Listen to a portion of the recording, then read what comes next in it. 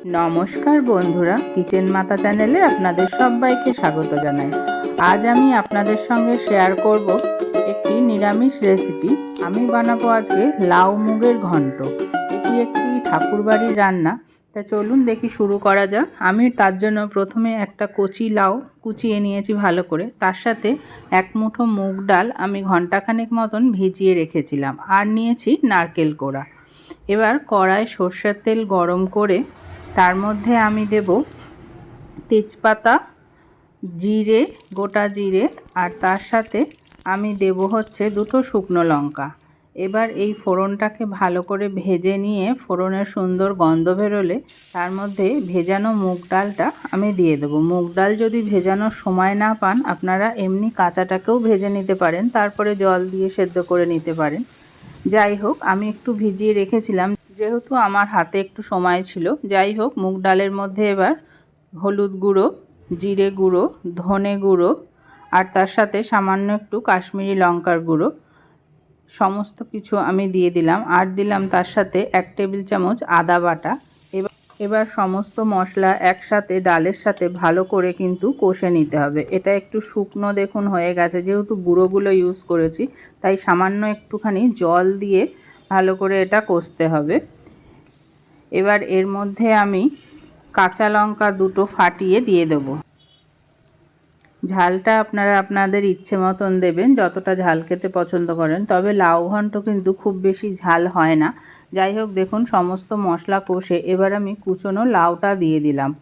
লাউটা দিয়ে এবার মশলার সাথে ভালো করে মিশিয়ে নেব। এটি কিন্তু একটি ঠাকুরবাড়ির রান্না। ঠাকুরবাড়ির বই থেকে আমি পেয়েছি। সত্যি ঠাকুরবাড়ির রান্নার বইগুলোতে কি অসাধারণ রান্নাগুলো রয়েছে, তাই না? তা যাই হোক, এবার দেখুন সমস্ত মশলার সাথে আমার লাউটা কষানো হয়ে গেছে। এবার আমি এর মধ্যে নুন দেব। নুন দিলেই কিন্তু লাউ থেকে প্রচুর পরিমাণে জল ছাড়বে, আর সেই জলেই কিন্তু আপনার এই তরকারিটা রান্না হয়ে যাবে। এতে আলাদা করে জল দেওয়ার কোনো প্রয়োজন হয় না, যদি লাউটা খুব কচি থাকে তো। আর যদি খুব কচি না থাকে তাহলে সামান্য পরিমাণ জল দিয়েও এটাকে সেদ্ধ করে নিতে পারেন। যাই হোক, এবার আঁচটাকে লো করে দিয়ে ঢাকা দিয়ে আর 2-3 মিনিট অন্তর অন্তর ঢাকা খুলে এরকম নাড়িয়ে যেতে হবে যতক্ষণ না লাউটা সেদ্ধ হচ্ছে। দেখুন লাউ থেকে কত জল বেরিয়েছে।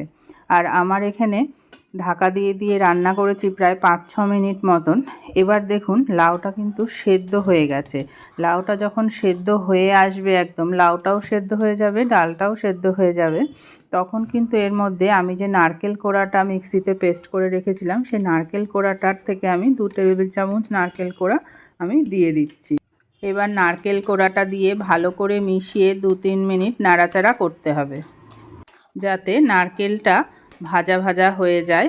আর এই পর্যায়ে আমি সবশেষে একটুখানি গরম মশলার গুঁড়ো, 1 চামচ ঘি, আর একটুখানি চিনি, আমি এখানে ব্রাউন সুগার ইউজ করেছি। আপনারা চাইলে গুড়, আখের গুড় বা সাদা চিনি যে কোনো কিছু দিতে পারেন। যাই হোক, সমস্ত কিছু ভালো করে মিশিয়ে নিলেই কিন্তু আমার তৈরি হয়ে গেল লাউ মুগের ঘন্ট।